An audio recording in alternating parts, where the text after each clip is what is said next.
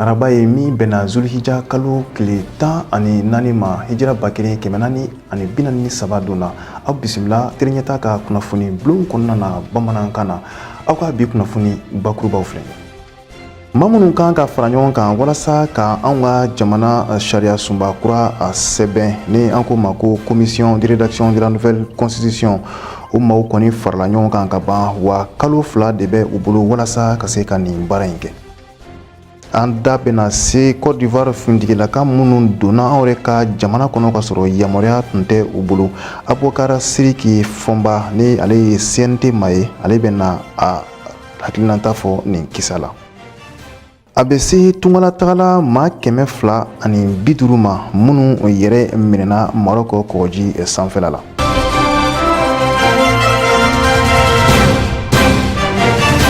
I n'a fɔ an tun y'a fɔ aw ye an ka kunnafoni tɛmɛnenw na maa minnu kan ka fara ɲɔgɔn kan walasa ka se ka anw yɛrɛ ka jamana sariya sunba kura ka se ka o sɛbɛn cogo min na ni an ko ma ko commission de rédaction de la nouvelle constitution o maaw kɔni farala ɲɔgɔn kan an ka ban bawo kɛnɛ kɔni sigira min kɔni anw yɛrɛ ka fanga dagayɔrɔ ye kuluba a yirala k'a fɔ sa min kɔni ye nin kɛnɛ kofɔlen ye maa caman tun bɛ a kɛnɛ kan anw yɛrɛ ka jamana maraba maaw la wa a yirala fana k'a fɔ ko kalo 2 de bɛ ni maa kofɔlen ninnu bolo minnu kan ka anw yɛrɛ ka jamana sariya sunba kura yɛrɛ sɛbɛn o kɔfɛ malidenw kɔni na hakililanta yira ni kalafili kɛrɛnkɛrɛnnen n'an ko ma ko référendum an ye ɲinini minnu k'a ko la an ka jɛ k'u lajɛ ɲɔgɔn fɛ. An ye ɲɔgɔn sɔrɔ kɛnɛ min kan bi kɛnɛ tɛ min yankan ka bon o cogo la nka a n'a misaliyaw bɛ ɲɔgɔn na o kɛra jamanakuntigi ka kuma ye a ka kumaw daminɛw la halisa a ka kumaw kɔnɔna na a y'a yira k'a fɔ ko nin faraɲɔgɔnkan min filɛ nin ye n'o de ye ka commission dɔ sigi sen kan min bɛna anw yɛrɛ ka jamana sariya sunba sɛbɛn kura ye k'o tɛ dɔwɛrɛ ye jamanadenw ye hakilina minnu fɔ assise nationale de la refondation kɔnɔna na ko o baara tɔw waleyali de don. Taalen ɲɛfɛ a ka kumaw kɔnɔna na jamanakuntigi ye hakililajigin kɛ k'a yira k'a fɔ san 1992 constitution yɛrɛ nana cogo min na o kɔfɛ a da magara gɛlɛya misɛnnin minnu kɔni yera san 1992 constitution kɔnɔna na n'o kɛra sababu ye ni an ko min ma ko rupture d'ordre constitutionnel n'o ye coup d'état ye ka se ka olu yɛrɛ tugu ɲɔgɔn kɔ san dɔw kɔnɔna na a ye maaw hakili lajigin k'a yira k'a fɔ ko san caman tɛmɛnen kɔfɛ an ka jamana n'o ye ba maliba ye burungɔni tun sinen don ale de la farafinna bankun kan k'a yira k'a fɔ ko bɛɛjɛ fanga ni o ye démocratie ye ko Mali ye o jamana misaliya ɲumanba ye o kɔfɛ gɛlɛyaw nana don anw yɛrɛ ka jamana mara kɔnɔna na o tɛ dɔwɛrɛ ye gɛlɛya misɛnnin minnu yera anw yɛrɛ ka jamana sariya sunba la min yɛrɛ sɛbɛnna san 1992 wagatiw la ni fɛɛrɛ ma se ka sɔrɔ o gɛlɛya misɛnninw na olu de kɔni kɛra sababu ye min kɔni ye fanga jaso ye o kɔni nana tugutugu ɲɔgɔn kɔ. O kɔnɔna de la a y'a yira k'a fɔ ko wagati sera an ka an yɛrɛ ɲininka n'a sɔrɔla an ka jamana sariya sunba min kɔni sɛbɛnna san 1992 wagatiw la ni gɛlɛya misɛnnin caman bɔra o kɔnɔna na n'o de nɔ ma kɛ nin waleya ninnu ye walasa ka se ka hakilinaw fara ɲɔgɔn kan ka se ka jamana sariya sunba ka sɛbɛn kura ye tuguni jamanakuntigi colonel Asimi Goïta ale kɔni y'a laɲini ka se ka commission dɔ sigi sen kan n'o de ye ka maaw fara ɲɔgɔn kan maa minnu yɛrɛ ni u yɛrɛ tacogo fɛsɛfɛsɛra kosɛbɛ u ka jamana kanu u ka fasoden ɲumanya ani u ka ɲɛdɔn baara la fo ka taa se cɛsiri ma maa ninnu kɔni sugantira o cogoyaw kɔni na a yira k'a fɔ ko maa ninnu kɔni sigilen kɔfɛ kalo 2 de kɔni bɛ u bolo walasa u ka se ka sɛbɛnni kɛ n'u yɛrɛ ko ma ko avant projet n'o yɛrɛ an ka jamana sariya sunba kura ye ka se ka na o yira cogo min na malidenw yɛrɛ ɲɛkɔrɔ o kɔfɛ malidenw yɛrɛ na u ka sugantili kɛ n'a sɔrɔ an bɛ to an ka sariya kɔrɔ la walima ni an bɛ sariya sunba kura yɛrɛ matarafa o bɛna kɛ kalafili dɔ senfɛ n'an ko ma ko référendum min ye Fuseni Samake ye ni ale yɛrɛ ye commission in président ye ale y'a yira k'a fɔ ko min kɔni ye nin commission ninnu maaw ye sa ko k'u fara ɲɔgɔn kan ko min don ko min kɔni n'a yanga man bon ko nka u faralen ɲɔgɔn kan u bɛna baara min kɛ o de bɛna kɛ sababu ye min yɛrɛ bɛna jamana yɛrɛ ɲɛda la kurakuraya ni anw yɛrɛ ka cɛmancɛ fanga maa ɲɛmaw ye o kow sigi sen kan kabini wagati jan halisa Fuseni Samake ka kumaw fɔcogo la a y'a yira k'a fɔ ko ka jamana sariya sunba kura sigi sen kan ko nafa ka bon anw ka jamana ma kosɛbɛ bawo a bɛ kɛ sababu ye min ye tasen kura ani taabolo kura k'o di anw yɛrɛ ka jamana ma min ye anw yɛrɛ ka jamanakuntigi colonel Asimi Goïta a y'a laɲini commission maa ninnu fɛ u yɛrɛ ka nin baara ninnu kɔnɔna na u ka malidenw hakilina ta ba la minnu kɔni fɔra assise nationale de la refondation kɔnɔna na wa minnu fana kɔni bɛ yen nɔ ni u yɛrɛ hakilinaw tɛ kelen ye politigikow la u ka don u maa ninnu bɛɛ kan ka se ka u ɲininka cogo min na walasa a ko bɛ se ka dilan ni bɛɛ yɛrɛ hakilina ye cogo min na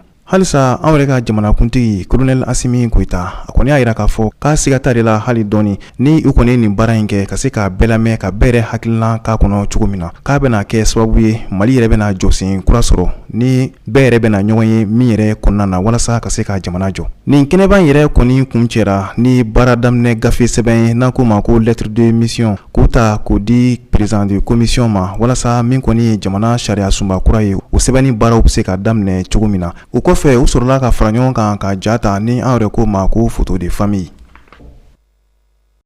An ka minisiri maɲɛma n'o ye Sugɛla Kokala Mayiga ye kunungu taratadon min bɛna jouer kalo tile 12 ma san 2022 min kɔni an yɛrɛ ka ntolanci kɛnɛba min bɛ yen nɔ n'o ye Stade Omnisport Modibo Keita ye a yirala k'a fɔ sa ko bonba dɔ kɔni kolobo karili kɛra ye nin bonba in kɔni bɛna ɲɛsin min ma sa o de ye k'a fɔ an ka farikolo ɲɛnajɛkɛlaw olu ka kɛnɛya ɲɛnabɔli ko ma ni an yɛrɛ ko ma ko Centre de Médecine du Sport o kɔni ye nin soba in tɔgɔ da mɔgɔ min na sa o de ye Lasana Tarawele n'ale yɛrɛ tun dɔnnen don ko ambiance a yirala k'a fɔ sa ko nin so in kɔni jɔlen don ni étage 3 bonyɔngo ye wa bureau min bɛ a kɔnɔ a bɛ taa fo salle den 50 ɲɔgɔn bonyɔngo la musaka min donna nin ko da fɛ sa o de bɛ jɔ fo CFA wari miliyari 1 ani miliyɔn 80 ɲɔgɔn bonyɔngo la a yirala k'a fɔ sa nin so in kɔni jɔkun tɛ foyi ye walasa ka ɲɛsin an yɛrɛ ka farikolo ɲɛnajɛ tigilamɔgɔw olu ka kɛnɛya ko ma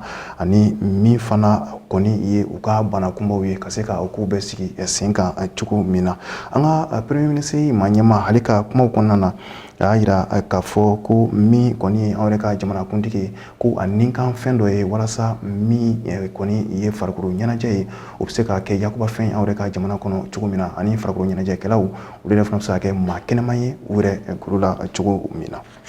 Nin ye kibaruya duman ye ka ɲɛsin terrain sira kanubaga bɛɛ lajɛlen ma an yɛrɛ ka jamana kɔnɔna na bawo minisiriso min bɛ an yɛrɛ ka jamana kɔnɔ min ɲɛsinnen don sirako ani bolimafɛnko bɛɛ lajɛlen ma bi arabadon min bɛna juillet kalo tile 13 ma san 2022 ale kɔni ye yamaruya di ka terrain dɔ ma u ka bɔ Bamako ka i kunda Kayi kan locomotive CC 2207 a yɛrɛ kɔni numéro de o ye a yirala k'a fɔ sa madame Dambele Madina Sissogo ale kɔni ye an yɛrɛ ka cɛmancɛ fanga maɲɛmaw fo kosɛbɛ u ka nin waleya la u ye cɛsiri min kɛ walasa ka se ka terrain sira wuli ka jɔ a sen kan cogo min na wa a y'a yira k'a fɔ sa ko min kɔni ye Asimi Goita ani a ka gouvernement maɲɛma fo ka taa se a ka gouvernement ma bɛɛ lajɛlen ma ko olu ka cɛsiri de y'a to min kɔni ye terrain baarakɛlaw ye u yɛrɛ sera ka terrain kunkolo 2 dilan ka se ka olu bila sira kan cogo min na wa a yirala k'a fɔ sa ko ni nin ko kɔni kɛra sabatifɛn ye min ye terrain ko kɔni ye a tɛna jɔ an yɛrɛ ka jamana kɔnɔ cogo si la an da bɛna se a ma an ka kunnafoni nataw la. Côte d'Ivoire finitigilaka minnu kɔni nana don an yɛrɛ ka jamana kɔnɔ ka sɔrɔ yamaruya sɛbɛn foyi tɛ ni ma a kofɔlen ninnu kɔni bolo o kɔni kɛlen don dabaliban ko ye an yɛrɛ ka jamana kɔnɔ bawo n'i taara baroda fɛn fɛn na i bɛ nin kuma masina kɔni sɔrɔ maaw da o kɔni na an wulila ka se honorable Abubakar Sidiki Fɔnba ma ni ale ye CNT ma ye walasa a yɛrɛ bɛ se ka hakilinata fɔ nin ko in na cogo min na wa a yɛrɛ ka kumaw kɔnɔna na a y'a yira k'a fɔ ko nin maa ninnu kɔni tɛ dɔwɛrɛw ye ninnu ye mercenaires de ye u bilala de walasa ka na Mali yɛrɛ ɲagami cogo min na. Tenenta tɔgɔ la Aissata Mayiga ani Laji Mamadu Tarawele u seginna ni min ye a bɛ somɔgɔ sama bɔ. Siga kɔnte a la anw ka jamana ɲɛmaw kɛrɛnkɛrɛnnenya la an ka cɛmancɛ fanga maw olu yɛrɛ kɔni kun bɔra k'a yira k'a fɔ ko u ye Ivoiriyɛnw ka finitigila ka 49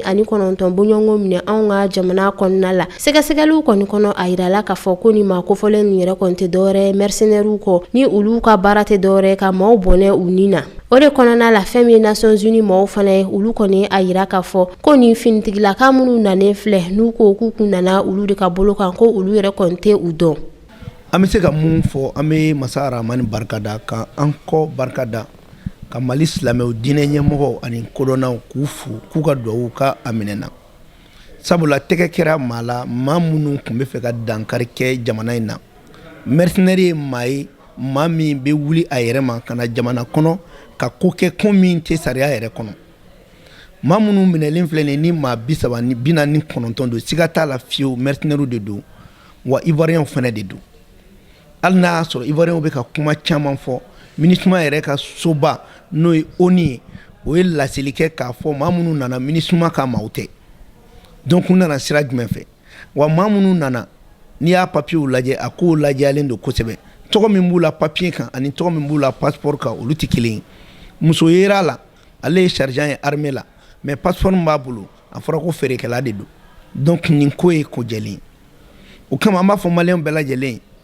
u kana maa minnu ni jamana in firili ka d'u ye u kana u kɔ kuma ninnu lamɛn o la mun bɛ se ka kɛ sisan an b'a ɲini an ka gouvernement fɛ a ka nin ko tɔn ɲɛɲini parce que n'i ye ninnu kɛralen ka nin kɛ kɔfɛ u jabala dɔ bɛ Mali yɛrɛ kɔnɔna na yan nɔ ko in kana dan ye wa u k'a ko ɲɛɲini ni maa minnu minɛlen filɛ u kana ninnu manamana minɛ u ka fɛn da u kan diɲɛ kɔnɔ fo ka taa fɔ ko diɲɛ yɛlɛmana ni ma fo ka mɔgɔ sa hali n'a fɔra k'i bɛna Mali la k'i bɛna ko dɔ kɛ i kana i ka siran k'a kɛ u k'a kɛ sariya kɔnɔ sariya min b'a to n'i nana baga jamana dɔ ma k'i b'a jamana firi. Fɛn min ye mercenaires ye ni olu kɔni ye maa bɔnɛbagaw ye u ni na a kɔni yirala k'a fɔ ko ni u bɛ fɛ ka don jamana kɔnɔ k'u bɛ se ka don ni fɛɛrɛ camanw ye o de la a laɲininen don anw ka camancɛ fanga maa ɲɛmaaw fɛ u ka plainte yɛrɛ kɔni ta k'a ɲɛsin Alassane Ouattara ma. An bɛ laseli dɔ kɛ dɔw b'u ka kuma su la ko maa 49 ko bɛ se ka mun kɛ Mali ka armée la n b'a yir'u la k'a fɔ États-Unis maa 19 de ye avion 4 détourné n'o ye maa 3,000 faga États-Unis 11 septembre donc o ye maa 19 ye mais nin ye maa 49 ye k'u kana mɔgɔw don fili la n'u ka miirina jugu ye ka f'u ɲɛna fɛnɛ mercenaire don cogo tɛ mercenaire la bɛnkan tɛ diɲɛ kɔnɔ ko ni mercenaire bɛna k'a bɛna avion de fɛ ou bien a bɛna terrain de fɛ ou bien a bɛ yɛlɛ fali de kan ou bien a bɛ furufuru de feere mercenaire ye mercenaire de ye a b'a ka baara jugu kɛ o la anw yɛrɛ y'a ɲini gouvernement fɛ an ka bɔ CEDEAO ka protocole additionnel la joona joona wa an ka Alassane Dramane an ka kɔ da dɛnɛ na ka porte plainte da kan CEDEAO la Union africaine na ani Nations Unies na parce que ale yi min yira nin na munna kɛra ivoiriyɛnw ye jɔn de kungo ko ni jɔn n'an ka ministre kɔrɔ kumana premier ministre kɔrɔ kumana ko dɔgɔkun 2 ko Mali bɛ firi Mali opposant bɛɛ dagalen bɛ jɔn ka dugu la donc munna bɔra Côte d'Ivoire de ma bɔ fan wɛrɛ fɛ k'a ye k'a fɔ MINUSMA yɛrɛ ka baara an y'a ɲini an ka jamana ɲɛmɔgɔ fɔ ka MINUSMA ka baara jɔ fɔlɔ MINUSMA ka mɔgɔ bɛ Mali la u k'a bɛɛ sɛgɛsɛgɛ wa jamana o jamana de bɛ yen ni Mali ko man di ye ni Mali ko ka gɛlɛn ma u ka maa o maa bɛ MINUSMA kɔnɔ u k'a bɛɛ lajɛlen gɛn ka bɔ yan wa aéroport fɛnɛ u k'a sécuriser kosɛbɛ ka sarasu yɛrɛ bila yen k'a ko jateminɛ anw ye nin fɔ depuis kuma jan ko sanction wulili a kɔlɔlɔ ka bon n'a hɛrɛ ye a dɔ kun filɛ nin wa n bɛ min f'i ɲɛna a ma ban dɛ u bɛ dɔ wɛrɛ la dɛ u bɛ ka dɔ labɛn Niger u bɛ ka dɔ labɛn fan wɛrɛ fɛ mais ni Ala sɔnna ma an bangebagaw ka duwawu kama ani masa Aramani kama a tɛna ɲa. Fɛn min ye ivoiriyɛnw ye olu yɛrɛ kɔni mi Mali kɔni bɛ ɲɔgɔn fɛ nka fɛn min ye u ka autoritéw ye miirina wɛrɛ de kɔni bɛ olu yɛrɛ la ka ɲɛsin anw ka jamana ma o de kɔni na an ka jamana marabagaw kan ka u cɛsiri hali sisan nɔ wa fɛn min ye MINUSMA mɔgɔw ka kuma lasela ye a kɔni laɲinina ale yɛrɛ kɔni ka gɛn ka bɔ anw ka jamana kɔnɔ. donc o la an b'a fɔ o la ko nin ko min kɛlen filɛ kojuguba de don ko min n'a man ka kɛ jamana wɛrɛ fɛ mais gouvernement ka ɲɛɲinini kɛ kosɛbɛ wa an b'a ɲini gouvernement fɛ fɛnɛ a ka fɛɛrɛ bɛɛ kɛ maa minnu minɛlen filɛ nin u ka lajaba cogo la mun ni n'u ka kan n'i ko i bɛ jamana firi i ni mun ka kan wa k'u hakili to u kana ninnu ni adamadenw mara ɲɔgɔn kan mara yɔrɔ wɛrɛ ka ɲini u la parce que ninnu ye mɔgɔ minnu ye u bɛ se ka sɔn diɲɛ ko bɛɛ ma donc k'a fɔ fɛnɛ u bɛ ka maliyɛnw bagabagali minnu kɛ ko ivoiriyɛnw ko n'a kɛra ta k'u bɛ se Mali ma u tɛ se ka foyi kɛ Ivoire ni Mali bɛɛ ye kelen ivoiriyɛnw ka population tɛ Mali contre la au contraire ivoiriyɛnw ka population b'u yɛrɛ ye Mali la ni a ganna Côte d'Ivoire i bɛ na Mali de la donc mais ɲɛmɔgɔ dɔ de b'u kunna ɲɛmɔgɔ min y'a yɛrɛ ni feere Faransi ma ɲɛmɔgɔ min y'a yɛrɛ bakun kɛ Faransi ta ye hali ka se ale ma o ka fisa i ka se Faransi ma ale b'o fɛ i ka taa ale yɛrɛ dɔgɔ ale b'o fɛ i ka Faransi dɔgɔ donc n'o ɲɛmɔgɔ modèle bɛ yen o bɛ taa nin sira de fɛ mais ka ɲini maliyɛnw fɛ an k'an bolo di ɲɔgɔn ma an ka kunnafoni ɲumanw di mɔgɔw k'u hakili sigi nin tɛ ko dennin ye dɛ ko ba de don hali ninnu marali jamana in kɔnɔ yan a man ɲi o de kama n'a kiriw bɛɛ tigɛra ka ban hali ka n'u ka kaso kɛ yan u ka taa kɛ fan wɛrɛ fɛ Mali kɔfɛ a kana kɛ Mali yɛrɛ kɔnɔ yan bilen ivoiriyɛnw ka mɔgɔ bɛ contingent na yanni nin cɛ u bɛɛ ka bɔ a la fɔlɔ donc an bɛ se k'o de fɔ k'a fɔ maliyɛnw ɲɛna fɛn min don gouvernement ye communiqué min kɛ nɔgɔ kelen t'a la wa nya fo ministre ka porte parole mbia no Olivier Salgado u ka gɛn ka bɔ Mali la parce que ale de kun bɛ kalabanciya ni nangarabaya la k'a kɛ i n'a fɔ ko ministre nin ko in tɛ ko kɔrɔ ye i b'a fɔ ko jɛ kun kɛra n'a ye mais ala y'a kɛ ala bɔra a kɔ kɔrɔ o ni yɛrɛ y'a fɔ k'u tɛ ninnu lakodɔn ko ninnu mana Mali la mais galon caman kun tigɛra ka papier fu bɔ kan b'a kalama. Wagati gɛlɛn ninnu na a kɔni laɲininen don an bɛɛ lajɛlen ka fara ɲɔgɔn kan ka kɛ kulu kelen ka an ka camancɛ fanga maaw jukɔrɔma don barisa olu yɛrɛ kɔni tɛ foyi fɛ an ka jamana yɛrɛ kɔni basigili kɔ. An bɛ dugawu de kɛ hali sisan nɔ ala ka jamana in yɛrɛ kɔni kisi a juguw ma. Halisa an bɛ to Côte d'Ivoire fintigilaka ninnu ka hukumu kɔnɔna na. Côte d'Ivoire jamana maɲɛmaw fana kɔni y'a laɲini ko min ye olu yɛrɛ ka fintigila ka 49 ye sa min kɔni minɛna Mali la ko maliyɛnw ka olu kɔni bila u ye o ɲɛfɔ u ka lajɛba dɔ kɔni senfɛ ni an yɛrɛ ko ma ko Conseil national de sécurité min yɛrɛ kɛra kunungo. Fɛn min ye Côte d'Ivoire jamana marabagaw ye olu kɔni a yira k'a fɔ tarata don ko an ka jamana ɲɛmaw olu ka fintigila ka 49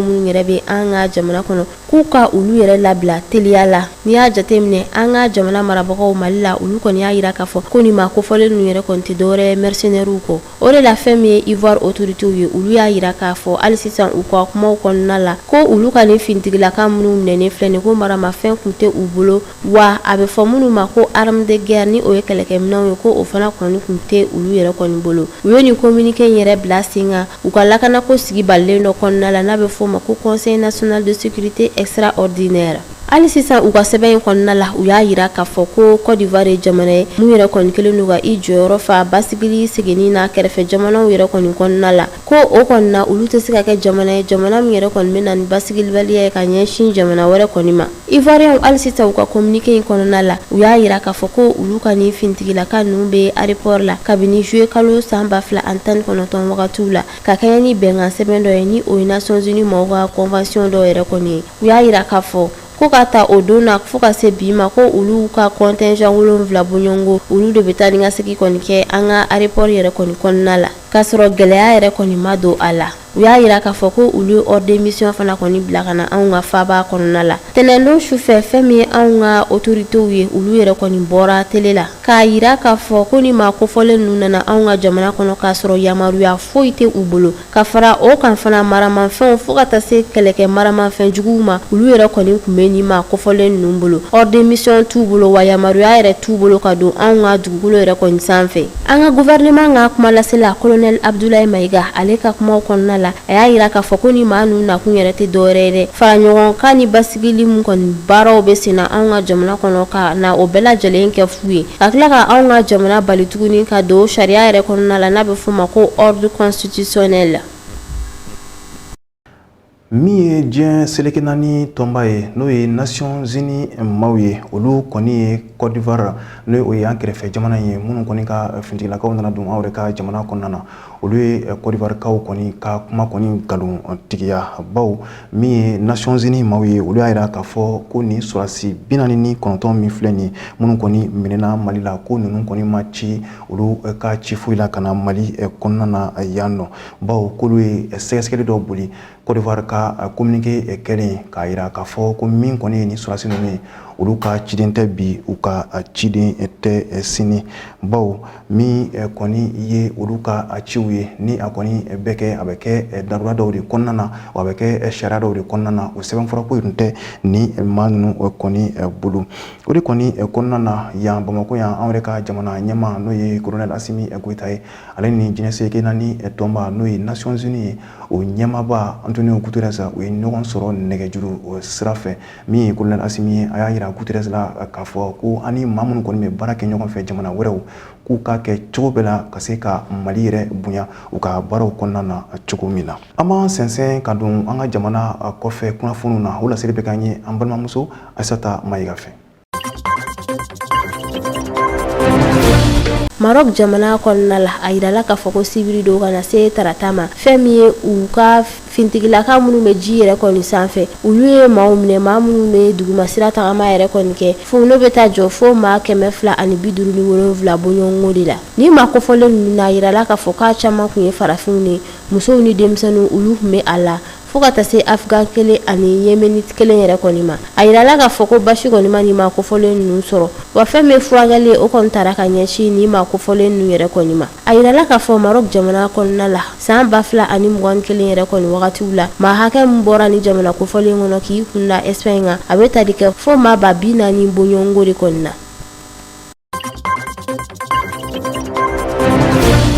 Benin jamana kɔnɔna la u ka sariya soba min bɛ n'a bɛ fɔ a ma ko cour constitutionnelle a yirala k'a fɔ ko ale ɲɛma Joseph Jobenu ale yɛrɛ kɔni démissionnera hali n'o y'a sɔrɔ u ka député kalafili tɔw yɛrɛ kɔni tora kalo 6 bɔɲɔgɔnko ye. A yirala k'a fɔ ko yani nin ma kofɔlen kɔni ka démissionner fɛn min ani u ka jamana ɲɛma Patrice Talon olu kɔni ye ɲɔgɔn ye Cotonou yɛrɛ kɔni kɔnɔna la nka u kɔni ma ɲɛfɔli kɛ maaw ye u ka ɲɔgɔn ye yɛrɛ kɔni bolila mun kan. Nin ma kofɔlen ale yɛrɛ kɔni tun ye avocat kɔrɔ de wa a yirala k'a fɔ ko a bɛ cour constitutionnelle ya président na kabini san 2018 wagatiw la a ka mandat kɔni tun bɛ ban fo juin kalo kɔnɔna la san 2023 gouvernement maaw ka communiqué yɛrɛ kɔni kɔnɔna la olu yɛrɛ kɔni ma ɲɛfɔli kɛ kun y'a to a ye nin démission in kɔni kɛ. Nka jateminɛlikɛlaw kɛrɛnkɛrɛnnenya la politiki ko fanfɛ ni o dɔ ye Moïse Dosunmu ale kɔni y'a yira k'a fɔ ko a kana bali maaw la ni nin ma kofɔlen yɛrɛ kɔni démissionnera ka tila ka a kan bɔ u ka député kalafili yɔrɔ kɔni nɔfɛ ni o baaraw kan ka kɛ janvier kalo wagatiw la kɛrɛnkɛrɛnnenya la san 2023 u ka jamana yɛrɛ kɔni kɔnɔna la. A yirala k'a fɔ ko nin maa kofɔlen yɛrɛ kɔni démissionnelen maa mun bɛna bila nɔ la o de ye Razaki Amouda ye ni ale yɛrɛ ye u ka constitutionnel vice président ni wagati in na.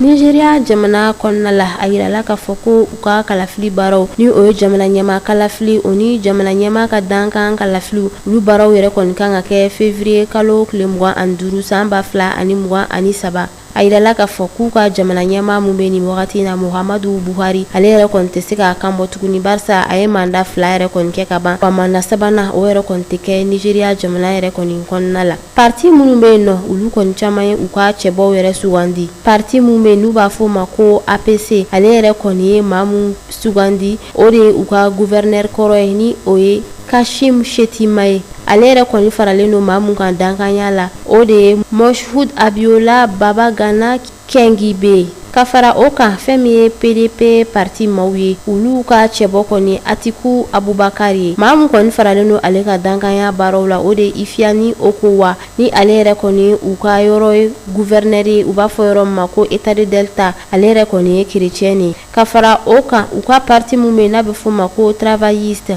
ni o ye Peter Obi ka parti yɛrɛ kɔni ale ye maa mun fana sugandi ka fara a yɛrɛ kan o de ye Yusuf Baba Ahmed ye ni ale u ka kalanyɔrɔba dɔ ɲɛmaa yɛrɛ n'u b'a fɔ ma ko Université de Base. Nigeria jamana kɔnɔna la politiki ko fanfɛ a yirala k'a fɔ ko ni kan bɔ cɛbɔya nɔfɛ i kɔni fana bɛ maa wɛrɛ fara i kan o bɛ kɛ dankan ye ale ka baaraw kɔni ye ka na ni bɛn ye kɛrɛnkɛrɛnnenya la u ka région kɔnɔnaw la kɔrɔyanfan ani worodugu yanfan yɛrɛ kɔni ni ɲɔgɔn cɛ fo ka taa se diinɛ ko fanfɛla yɛrɛ kɔni ma. A yirala k'a fɔ k'u ka jamana ɲɛma kalafili baaraw bɛ kɛ tour 2 de kɔni kɔnɔna la walasa i ka tɛmɛ premier tour la o ka sɔrɔ 100 sara la i yɛrɛ kɔni tɛmɛna 50 bɔɲɔgɔnko yɛrɛ kɔni kan. Ka fara o kan 100 sara fana la 25 bɔɲɔgɔnko o ka kɛ i bolo u ka état 24 bɔɲɔgɔnko yɛrɛ kɔni kɔnɔna la.